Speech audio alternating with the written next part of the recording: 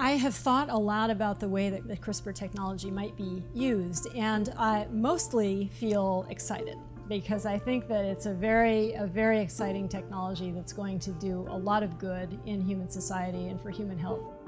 I do think that there are reasons to be cautious in the way we implement it for various things, in particular for doing clinical applications in embryos, like human embryos.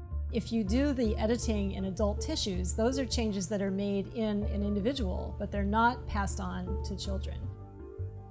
I think most people would feel that genome editing in adults is, or at least might be, for some applications, a very appropriate technology. It might be analogous to taking a pill or any other kind of therapeutic drug that you might use in a patient for treating cancer or some other disease.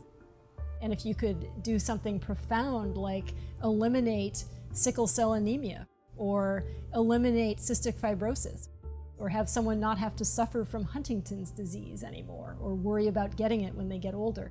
What certainly raises ethical implications is whether that sort of change should be made in eggs or sperm or embryos, where those changes could then be passed on to the next generation. So I feel that it's appropriate with guidelines to conduct research in those kinds of systems, even in human embryos. I don't think that it would be appropriate to use this technology, at least today, for any kind of clinical application in human embryos. The science is going 1,000 miles an hour. One of the roles that we as scientists need to play is to really communicate the power of this technology and how we can be responsible in using it.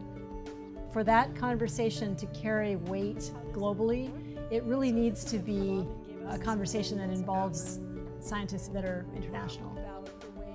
Do we know enough about the human genome to understand the impact of making changes to it in a developing embryo?